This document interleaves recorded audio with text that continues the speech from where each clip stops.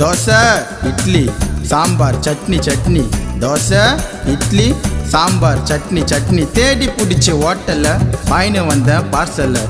நல்ல ஹோட்டலு தெரியலை, வாங்கின்னு வந்தது சரியில்லை. தோசை இட்லி சாம்பார் சட்னி சட்னி, தோசை இட்லி சாம்பார் சட்னி சட்னி. போட்டு கடா தட்டை எத்து 5 பூரி, விட்டு கடா வைத்து உள்ள வாரி வாரி. தோசை இட்லி சாம்பார் சட்னி சட்னி, தோசை இட்லி சாம்பார் சட்னி சட்னி. நாரவாய பல்லு வலிக்கு 4